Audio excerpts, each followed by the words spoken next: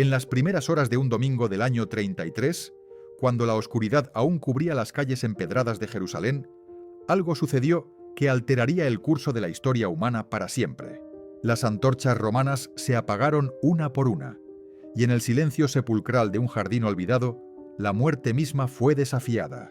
No hubo testigos del momento exacto, solo un sepulcro sellado, con la autoridad del imperio más poderoso del mundo. Los guardias veteranos, acostumbrados a la sangre y al horror de las crucifixiones, temblaron aquella madrugada.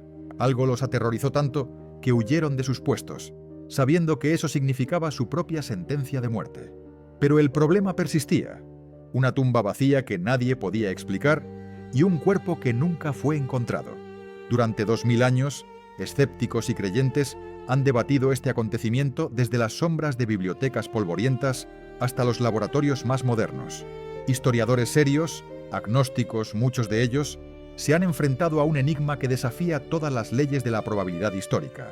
Porque lo que ocurrió en aquella tumba de Jerusalén no solo quedó registrado en textos religiosos, dejó huellas en documentos romanos, en testimonios paganos, en cambios psicológicos inexplicables de personas reales que vivieron, sufrieron y murieron defendiendo lo que afirmaban haber visto. La historia humana está llena de mitos y leyendas, de dioses que resucitan en primavera, de héroes que descienden al inframundo y regresan. Pero existe una diferencia fundamental entre el mito y el acontecimiento histórico. El mito habita en el tiempo sagrado, en el érase una vez, donde todo es posible. El acontecimiento histórico ocurre en un lugar específico, en una fecha concreta, ante testigos que pueden ser interrogados, cuyas vidas pueden ser rastreadas, cuyas muertes quedaron documentadas, no del tipo que satisface al científico moderno con su microscopio y sus ecuaciones, sino del tipo que construye la historia misma. Testimonios múltiples, comportamientos humanos inexplicables, silencios reveladores de los enemigos, transformaciones radicales de la conciencia, evidencias que han sobrevivido 20 siglos de escrutinio despiadado. Y esta noche, en la quietud de esta narración, vamos a explorar 5 de ellas. 5 fragmentos de verdad histórica que, unidos, forman un patrón imposible de ignorar. Existe un principio fundamental en la investigación histórica que los arqueólogos conocen bien. Lo que está ausente puede hablar tan fuerte como lo que está presente. Una tumba saqueada cuenta una historia de codicia. Una ciudad abandonada revela el terror de sus últimos habitantes, y un sepulcro vacío en el Jerusalén del siglo I desató una crisis que las autoridades más poderosas del mundo antiguo no pudieron controlar, porque aquel vacío no era ordinario. En la primavera del año 33, un hombre llamado José de Arimatea hizo algo extraordinario. Este miembro respetado del Sanedrín, el Consejo Supremo Judío, pidió personalmente el cuerpo de un criminal ejecutado. No cualquier criminal, Jesús de Nazaret, condenado por blasfemia y sedición, crucificado públicamente como advertencia para otros rebeldes. José arriesgó su reputación, su posición social, quizás su propia vida al identificarse con este muerto. Pero lo hizo y depositó el cuerpo en su propia tumba familiar, una cueva tallada en la roca viva del jardín que poseía cerca de las murallas de Jerusalén. Las autoridades judías sabían que Jesús había profetizado su propia resurrección al tercer día. Extrañamente, sus discípulos parecían haberlo olvidado en medio del trauma y el terror, pero los sumos sacerdotes no. Acudieron a Poncio Pilato, el prefecto romano, con una petición inusual: sellar la tumba y colocar guardias. Pilato accedió. Soldados romanos, no simples guardias del templo, fueron apostados frente a una cueva sellada con una piedra circular que pesaba aproximadamente media tonelada. El sello imperial de Roma fue colocado sobre la entrada. Romper ese sello significaba enfrentar la pena de muerte. Y entonces llegó el domingo. Las mujeres que habían seguido a Jesús desde Galilea caminaron hacia la tumba en la penumbra del amanecer, cargando especias aromáticas para completar el ritual de sepultura que el sábado había interrumpido. Su preocupación era práctica y mundana. ¿Cómo moverían aquella enorme piedra? No esperaban un milagro, esperaban llorar ante un cadáver. Pero cuando llegaron al jardín, la piedra ya no estaba en su lugar. había sido removida, desplazada, como si una fuerza invisible hubiera jugado con el peso muerto de la roca. Los guardias habían desaparecido. El sepulcro estaba abierto, y dentro, donde debía reposar el cuerpo envuelto en lienzos y especias, había únicamente vacío. Los lienzos mortuorios permanecían allí, extrañamente intactos, manteniendo la forma del cuerpo, pero colapsados sobre sí mismos como si el cuerpo se hubiera evaporado. El sudario que había cubierto el rostro estaba enrollado en un lugar aparte. No había señales de saqueo, ni de prisa, ni de violencia. Solo una ausencia perfecta y desconcertante. Lo que sucedió después es lo que convierte este acontecimiento en evidencia histórica sólida. Las autoridades judías no negaron que la tumba estuviera vacía. Sobornaron a los guardias para que difundieran una historia alternativa. Los discípulos habían robado el cuerpo mientras ellos dormían. Pero esta narrativa oficial contiene sus propias contradicciones fatales. Si los guardias dormían, ¿cómo sabían que fueron los discípulos quienes robaron el cuerpo? Si despertaron durante el robo, ¿por qué no detuvieron a un grupo de pescadores asustados? Y si realmente fallaron en su deber, ¿por qué Pilato no los ejecutó según el protocolo militar romano? La explicación del robo del cuerpo se desmorona bajo un escrutinio básico. Los discípulos estaban escondidos, aterrorizados, convencidos de que serían los siguientes en ser arrestados y ejecutados. Pedro había negado conocer a Jesús 3 veces ante una simple sirvienta. Estos hombres no poseían el coraje necesario para enfrentar a soldados romanos armados, romper un sello imperial y cargar con un cadáver a través de las calles vigiladas de Jerusalén. Además, ¿qué ganarían robando un cuerpo? Para iniciar una religión basada en una mentira que sabían falsa y luego morir torturados defendiendo esa mentira. La psicología humana no funciona así. Pero hay otro detalle que los escépticos antiguos y modernos han pasado por alto. El tipo de tumba importa. No era una fosa común ni un sepulcro abandonado en las afueras de la ciudad. Era la tumba familiar de José de Arimatea, un hombre conocido cuya identidad y propiedad podían ser verificadas por cualquier investigador. Si los primeros cristianos hubieran inventado esta historia, habrían elegido una ubicación vaga, imposible de confirmar.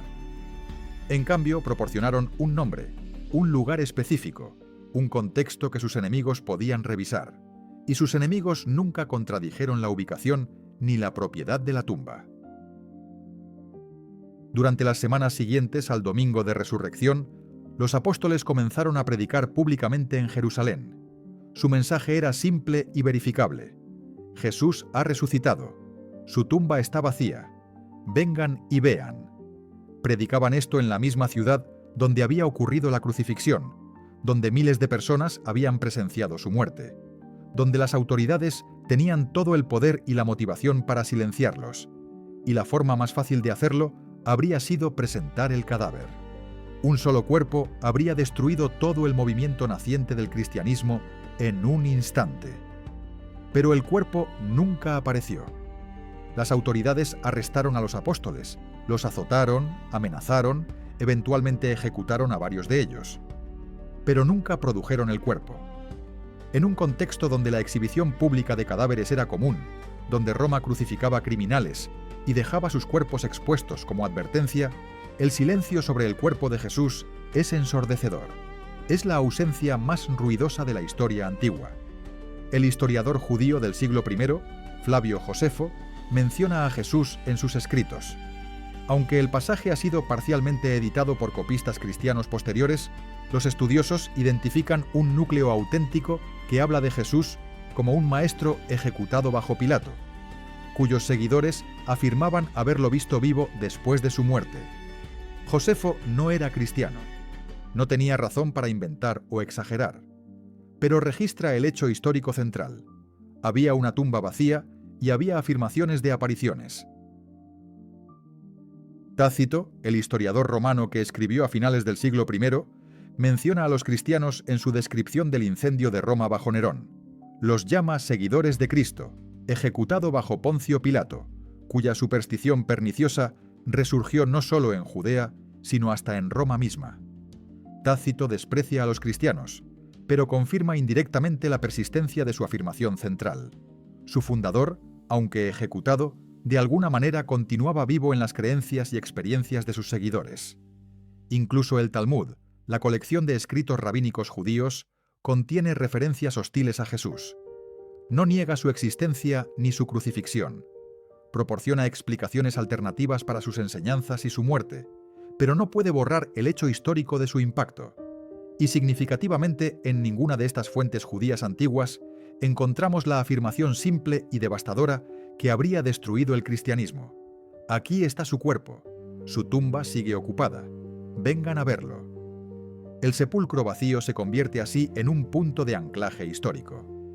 No porque lo digan únicamente textos cristianos, sino porque el silencio de sus enemigos lo confirma.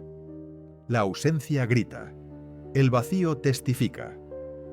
Y 2 milenios después, seguimos enfrentando la misma pregunta que enfrentaron aquellos primeros testigos en el jardín al amanecer. ¿Qué sucedió con el cuerpo? Porque algo extraordinario ciertamente sucedió. La evidencia del sepulcro vacío no prueba la resurrección por sí sola, pero establece un hecho histórico innegable que cualquier teoría debe explicar. Los escépticos han propuesto múltiples alternativas a través de los siglos: robo del cuerpo, tumba equivocada, desmayo en la cruz, alucinaciones colectivas. Cada una de estas teorías se desmorona bajo el peso de los detalles históricos. Pero el vacío permanece, desafiando explicaciones fáciles, obligando a cada generación a enfrentar nuevamente el misterio de aquella mañana en Jerusalén. En el mundo antiguo, las palabras de una mujer no valían nada ante un tribunal. Esta no es una exageración poética ni un juicio moral retrospectivo. Es un hecho legal documentado en el Talmud, en las leyes romanas, en los códigos legales de prácticamente todas las civilizaciones del Mediterráneo oriental durante el siglo I. Una mujer no podía testificar en casos criminales. Su palabra era considerada menos confiable que la de un esclavo varón, menos creíble que la de un niño. Y sin embargo, en los Evangelios, las primeras testigos de la resurrección son mujeres. Si estuvieras inventando una historia en el año 50 o 60 después de Cristo, si quisieras fabricar una narrativa persuasiva sobre un evento sobrenatural, jamás habrías elegido mujeres como testigos principales. Habrías seleccionado a hombres respetables: Pedro, Juan, quizás algunos fariseos convertidos. Habrías construido una cadena de testimonios masculinos impecables para dar credibilidad a tu afirmación extraordinaria. Pero los evangelios hacen exactamente lo opuesto. Presentan a María Magdalena, María la madre de Santiago, Salomé y otras mujeres como las primeras en descubrir la tumba vacía, las primeras en ver al Cristo resucitado. Este detalle es tan inconveniente, tan culturalmente vergonzoso, que solo tiene una explicación. Sucedió así. María Magdalena ocupa un lugar particularmente prominente en todos los relatos. Los evangelios, escritos independientemente y desde diferentes perspectivas teológicas, coinciden en este punto. Ella estuvo allí primero. En el Evangelio de Juan, ella es quien corre a avisar a Pedro y al discípulo amado. En Marcos, ella y otras mujeres son las únicas que reciben la instrucción del ángel sobre la resurrección. Mateo la presenta recibiendo un encuentro directo con Jesús resucitado. Lucas menciona que ella y otras mujeres contaron lo sucedido a los apóstoles, quienes rechazaron sus palabras considerándolas delirio de mujeres. Ese rechazo inicial de los apóstoles es otro detalle que ningún falsificador habría incluido. Presenta a los futuros líderes de la Iglesia como escépticos, como hombres que no creyeron el testimonio de las mujeres hasta ver con sus propios ojos. Pedro y Juan corrieron a la tumba no porque confiaran en las mujeres, sino para verificar una historia que les parecía fantasiosa. Este escepticismo masculino documentado refuerza la autenticidad del relato. Los autores no están embelleciendo ni idealizando a sus héroes. Están registrando un momento vergonzoso de duda, preservando incluso los detalles que los hacen parecer lentos en comprender. La tradición judía del primer siglo establecía claramente que se necesitaban al menos 2 testigos masculinos para establecer cualquier hecho legal o religioso. La palabra de una mujer no cumplía este requisito. Los rabinos de la época enseñaban que era mejor quemar la Torá que entregársela a una mujer para que la leyera en público.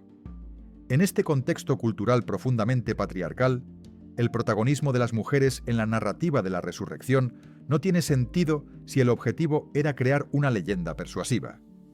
Tiene perfecto sentido si el objetivo era registrar lo que realmente sucedió, sin importar cuán socialmente incómodo resultara. María Magdalena, además, cargaba con un estigma particular. Los evangelios mencionan que Jesús había expulsado 7 demonios de ella.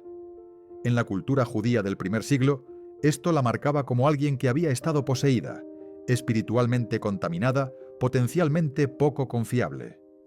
Elegir a una mujer con este historial como testigo principal es una decisión narrativa tan desconcertante que solo la realidad histórica puede explicarla.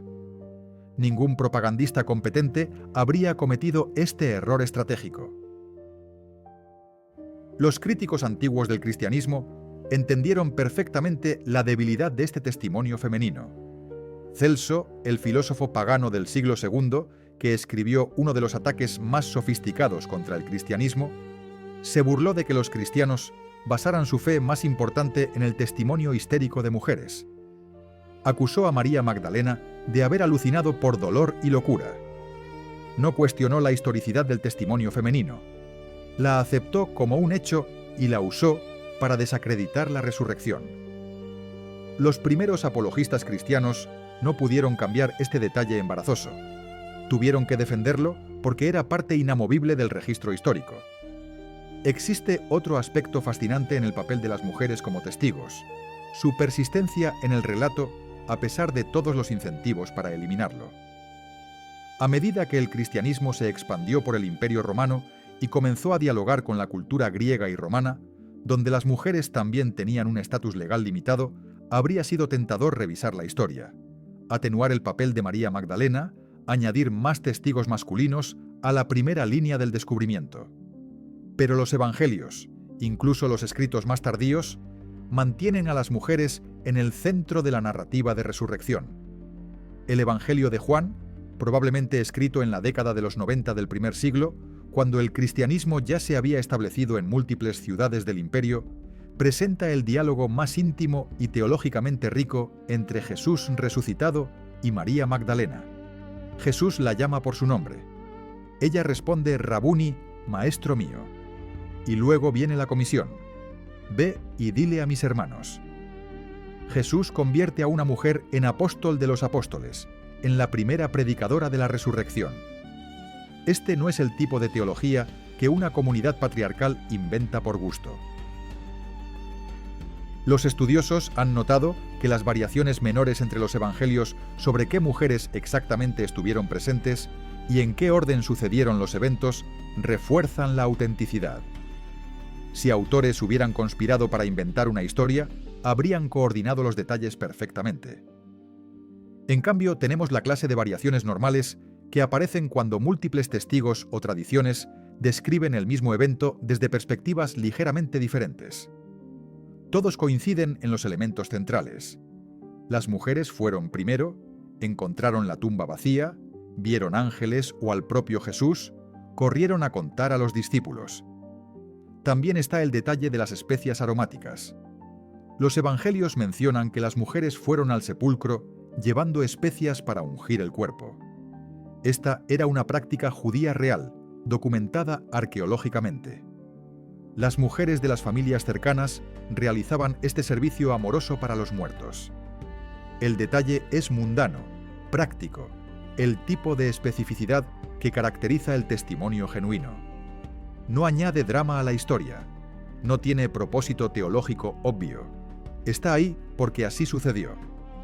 En contraste, los textos apócrifos posteriores, escritos en los siglos II y III, cuando el cristianismo ya estaba establecido, tienden a masculinizar el relato de la resurrección. El Evangelio de Pedro, por ejemplo, presenta a los soldados romanos y a los ancianos judíos como testigos directos de Jesús saliendo de la tumba, acompañado por dos ángeles gigantes. Este es el tipo de espectáculo que esperarías de una fabricación legendaria. Testigos poderosos, varones respetables, señales celestiales dramáticas. Los evangelios canónicos no ofrecen nada de esto. Solo mujeres asustadas en un jardín al amanecer. La antropología cultural moderna nos ayuda a comprender mejor cuán extraordinario es este detalle. En sociedades honor-vergüenza como la del Mediterráneo antiguo, el testimonio público de mujeres sobre eventos religiosos significativos habría traído vergüenza potencial a la comunidad. Los primeros cristianos pagaron este precio social conscientemente porque no podían alterar los hechos históricos fundamentales de su fe. La resurrección había sido presenciada primero por mujeres. Punto. Hay una belleza poética en esta inversión de expectativas. En una cultura que desvalorizaba sistemáticamente a las mujeres, el momento más importante de la historia humana, según el cristianismo, fue confiado primero a ellas. Pero esta belleza no explica la presencia de las mujeres en el relato. La historia no fue diseñada para ser poética o subversiva. Fue registrada porque así ocurrió. Y el hecho de que los autores preservaran este detalle socialmente costoso es una de las pruebas más fuertes de que estaban comprometidos con la verdad histórica, no con la conveniencia narrativa. 2000 años después, este detalle sigue siendo una piedra de tropiezo para los escépticos que quieren descartar la resurrección como una invención legendaria. Porque los inventores de leyendas no crean dificultades innecesarias para sí mismos. No eligen a los testigos menos creíbles cuando podrían elegir a los más respetables. Las mujeres en la tumba vacía son la firma de la autenticidad, el sello involuntario de la verdad histórica que ningún falsificador del primer siglo habría estampado en su creación. Hay cambios en la psique humana que simplemente no ocurren sin una causa proporcional a su magnitud. Un alcohólico no se vuelve sobrio por leer un folleto. Un cobarde no se convierte en mártir por adherirse a una mentira que él mismo inventó. Y sin embargo, 11 pescadores aterrorizados, que habían abandonado a su maestro en su hora más oscura, se transformaron en predicadores intrépidos, dispuestos a morir torturados antes que negar lo que afirmaban haber visto. Esta transformación psicológica masiva es uno de los hechos históricos más inexplicables del mundo antiguo. Consideremos el estado mental de los discípulos la noche de la crucifixión. Pedro, el más impetuoso y confiado de todos, había negado conocer a Jesús 3 veces ante acusaciones de una sirvienta. No ante un gobernador romano ni ante un tribunal intimidante, ante una empleada doméstica. Los otros discípulos se habían dispersado como ovejas cuando arrestaron a su maestro en Getsemaní. Solo Juan tuvo el coraje de estar cerca de la cruz, acompañando a las mujeres. El resto se escondió, encerrado en habitaciones con puertas cerradas por miedo a los judíos. Estos no eran héroes, eran hombres rotos por el trauma, devastados por la pérdida, paralizados por el terror. Este terror tenía bases racionales sólidas. El Imperio Romano no era conocido por su clemencia con los seguidores de rebeldes ejecutados. Los movimientos mesiánicos judíos del primer siglo típicamente terminaban con la crucifixión del líder, seguida por la dispersión o el exterminio de sus seguidores. Judas el Galileo había liderado una revuelta en el año 6 después de Cristo. Cuando fue ejecutado, sus seguidores desaparecieron en el anonimato. Teudas proclamó ser profeta alrededor del año 40 y Bares. Cuando las autoridades lo decapitaron, su movimiento se evaporó instantáneamente.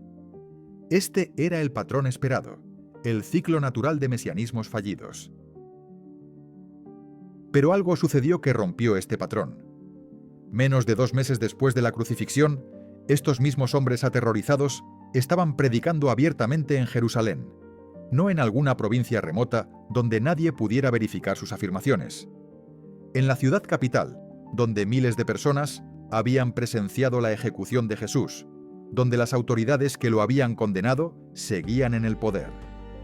Pedro, quien había llorado amargamente tras negar a su maestro, ahora estaba de pie en medio de multitudes acusando directamente a las autoridades judías de haber matado al Mesías. El cambio era tan radical que parecía una persona completamente diferente. La predicación no era tímida ni ambigua. Era una proclamación directa y verificable. Ustedes mataron a Jesús. Dios lo resucitó.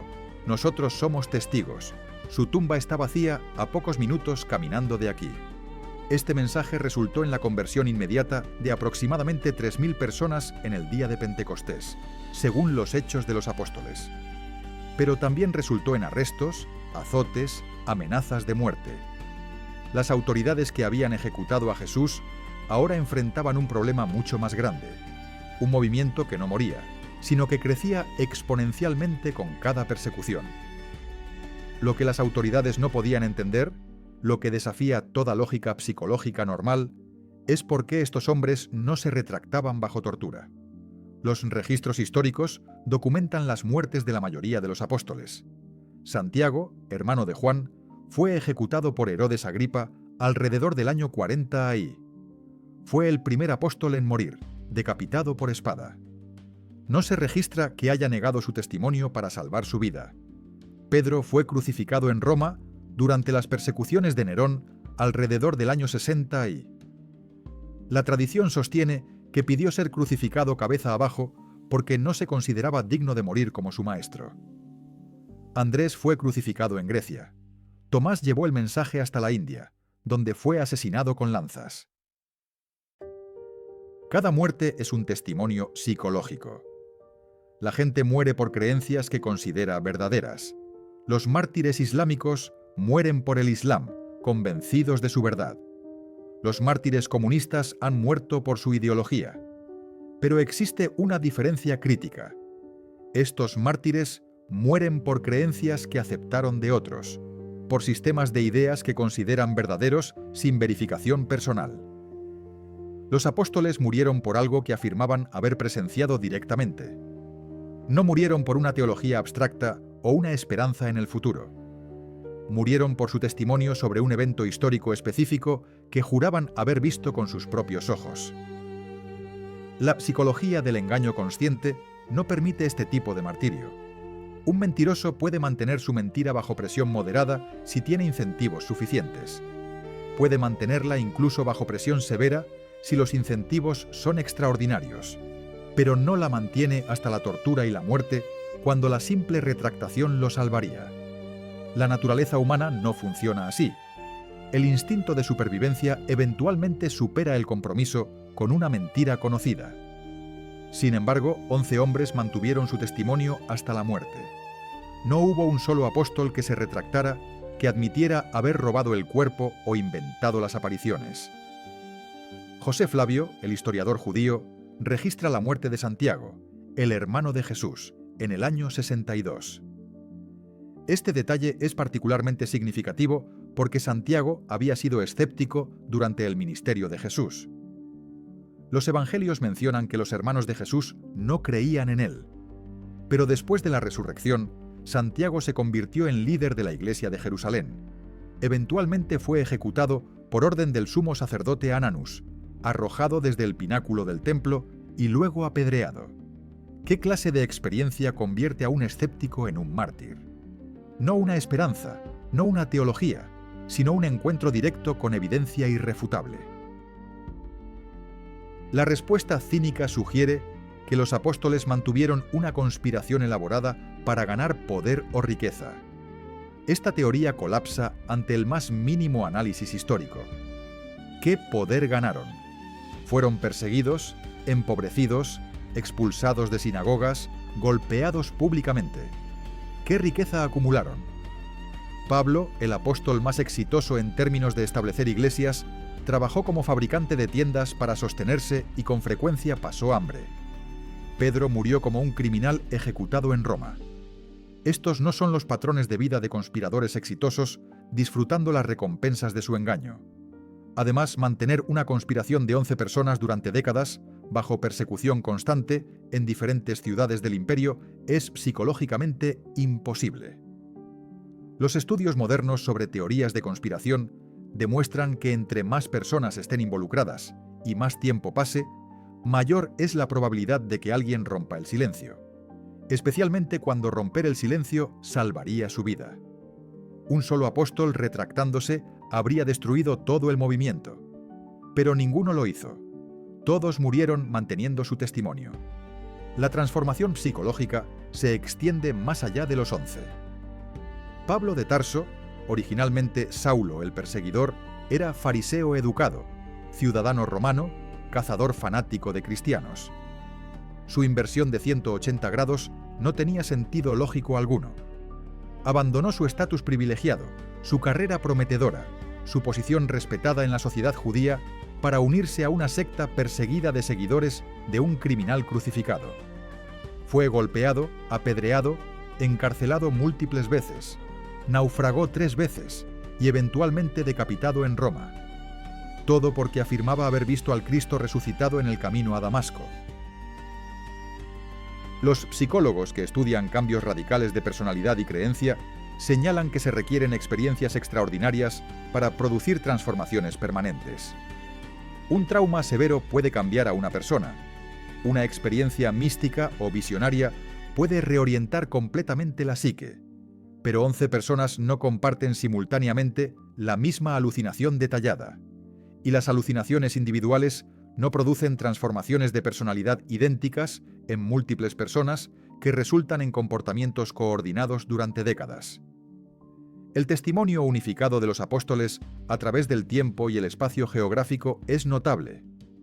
Pedro en Roma predicaba la misma resurrección que Tomás en India, que Juan en Éfeso. No desarrollaron versiones contradictorias del evento. No surgieron escuelas rivales afirmando diferentes experiencias. Todos testificaron coherentemente sobre el mismo acontecimiento central. Jesús murió, fue sepultado, resucitó al tercer día. Nosotros lo vimos, comimos con él, lo tocamos. Esta coherencia bajo persecución distribuida es imposible de explicar mediante engaño coordinado. 2000 años después, la transformación de los discípulos sigue siendo un enigma psicológico.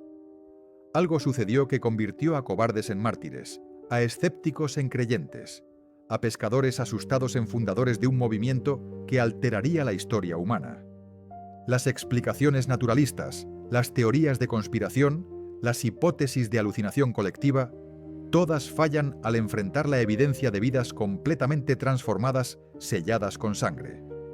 Porque en el análisis final, la gente no muere por mentiras que sabe que son mentiras. Muere por verdades que considera innegables.